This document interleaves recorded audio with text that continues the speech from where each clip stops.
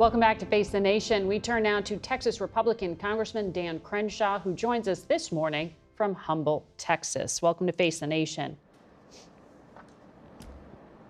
Thanks for having me. Congressman, I know you've been in and out of Washington, but largely that the House members have not been here in town. The House hasn't voted since September 19th. It'll be the 7th consecutive week now that they've been working from home. Would you urge Speaker Johnson to bring everyone back to try to break the impasse over government funding? It's up to the Speaker. House Republicans and House Democrats coming back to Washington will not break the impasse. Let's not forget that the House passed a clean CR, and it was a temporary CR. Okay, and you know, Democrats keep saying, you know, the Republicans have no intent to negotiate. We can't trust them to want to negotiate if we reopen the government. That's nonsense. If we had passed a year-long CR, I think they could make that argument. That's usually an indicator that we really don't want to talk about the budget right now. We want to kick the can down the road for a year. But when you pass a very short-term duration CR, a 7-week one, yeah, it is a clear indication that we intend on continuing those conversations. So look, there's other things we could do. The reason I keep going back is because I work on the Intelligence Committee, and I have to do that work from inside D.C. There's a number of reasons people go back. But look, in the end, the Senate has to deal with this. And Senate Democrats just have to reopen the government. It's that simple. They voted, I don't even, what is it, 15 times now to keep it closed? Yeah. They wouldn't even vote to keep federal workers paid. That was a crazy lifeline that Senator Thune gave them, allowing them to vote, almost have the easy way out, allow them to at least vote to take the pain off of federal workers, and they voted that down too. I really don't know what their strategy is at this point. They're the ones who need to figure this out. So perhaps you heard Senator Warner at the top of the program say, you know, conversations are happening this week. He was hoping that there would be some end. On your side of the Capitol, you're saying you don't see signs of this ending this week? Don't see what? Sorry.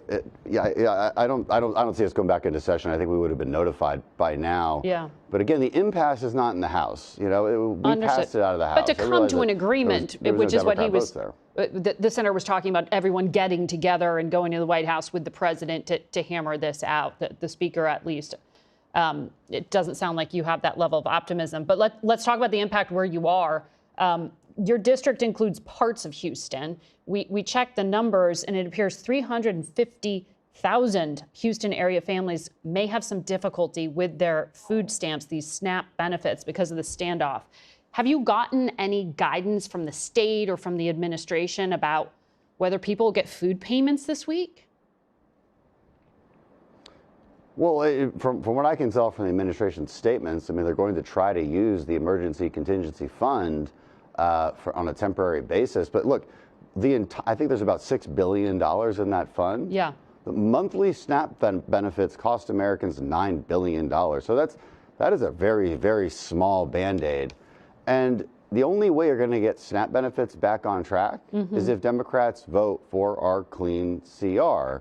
I visited a food bank recently. Yeah, they're preparing for a huge influx in demand. Yeah. You know, the state can only do so much on this. All of us can only do so much. There's a really simple solution to this, which is just keep the government open. And you know, you want to negotiate this very complex healthcare issue, which is what Democrats say they want. I think they kind of chose it out of randomly and all of a sudden decided to throw this temper tantrum. But fine, let's negotiate it. But you have to do it with the government open and not hold a gun. You're not holding a gun to our heads. You're holding a gun to the regular American people's heads. You are on the Intelligence Committee. You mentioned you have had to come back here to view what I assume is classified intelligence. The president confirmed a few weeks back that he had authorized some CIA activity in Venezuela. He didn't give detail on that.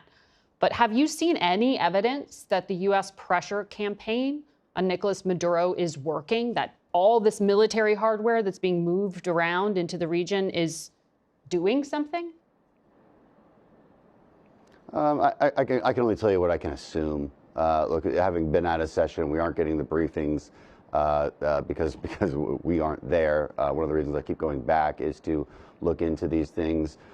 The broader question, this is more of a geopolitical question, is the pressure campaign working. Well, look, deterrence almost always works, especially when you're dealing with dictators like Maduro. They only listen to one thing, which is power.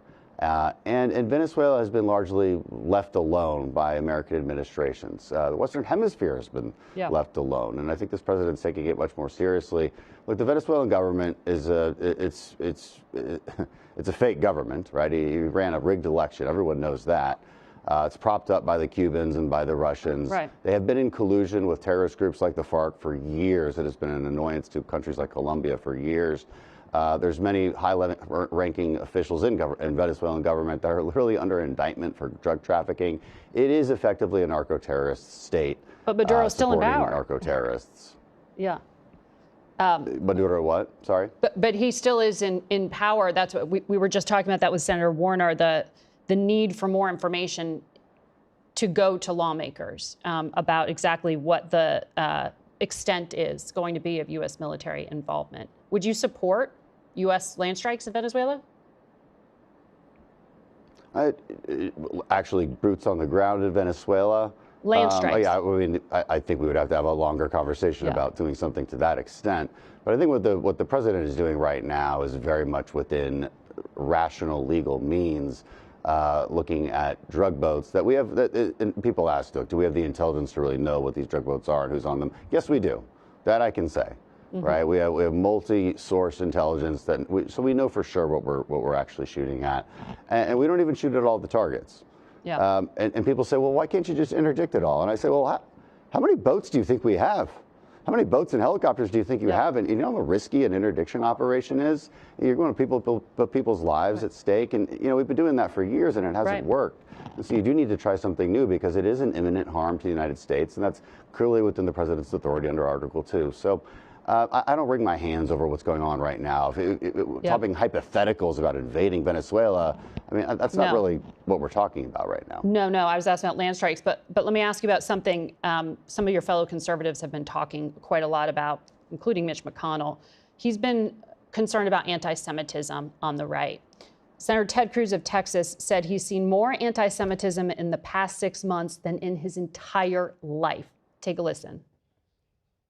This is a poison, and I believe we are facing an existential crisis in our party and in our country. If you sit there with someone who says Adolf Hitler was very, very cool, and that their mission is to combat and defeat global Jewry, and you say nothing, then you are a coward, and you are complicit in that evil. He was specifically referring there to a widely watched interview Tucker Carlson did with far-right commentator and Holocaust denier Nick Fuentes. Do you share Senator Cruz's concern about your party? Oh, yeah. Mr. Cruz put it pretty well. I've had a long-standing feud with Tucker Carlson. I'm glad everyone else is. It's also waking up now to how bad of a person he is. He's changed a lot over the last 20 years. Hard to say why, but it doesn't really matter why. I mean, you have a guy like Fuentes on your show. You're uplifting what is a guy who has really fallen off the radar. He used to send his followers to my events and try to ask me a bunch of questions about the Jews and Israel support and all that, and try to disrupt events. And they would try to infiltrate the MAGA movement. They were really on a downhill slide. And for Tucker to have him on, Senator Cruz is exactly right. And this idea that we have to, that it's cancel culture if we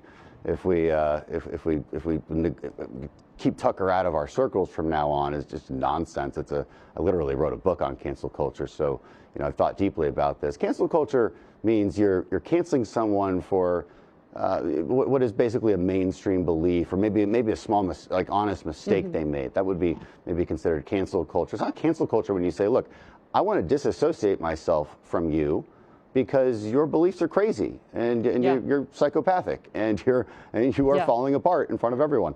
Disassociation is not canceling anyone, and I know some have suggested it is. So I think moral clarity is a lot more important in this case. Congressman Crenshaw, we have to leave it there. Thank you for your time this morning.